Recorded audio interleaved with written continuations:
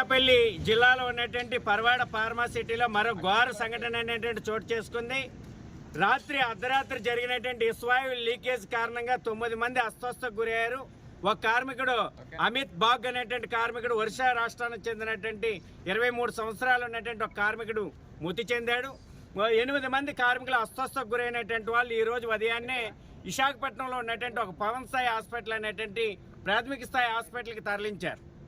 తర్వాత వారికి పరిస్థితి విషమించడంతో కిమ్స్ ఐకాన్ అనేటువంటి విశాఖపట్నంలో ఉన్నటువంటి ఆసుపత్రికి తరలించారు. ఒక కాంట్రాక్ట్ కార్మికుడు మృతి చెందగా 8 మంది ఉద్యోగులు ఏదైతే కంపెనీ రికార్డుల్లో ఉన్నటువంటి ఉద్యోగుల్లో 8 మంది అస్వస్థకు గురయ్యారు.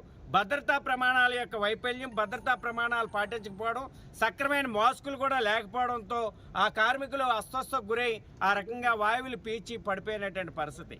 అందుకని భద్రతా ప్రమాణాలు పాటించలేనటువంటి యాజమాన్యం మీద చర్యలు తీసుకోవాలా. భద్రతా ప్రమాణాలు కాకుండా యాజమాన్యాలు పూర్తిగా చట్టాలను ఉల్లంఘిస్తూ ఉన్నారు. భద్రతా ప్రమాణాలు గాలికి వదిలేస్తున్నారు.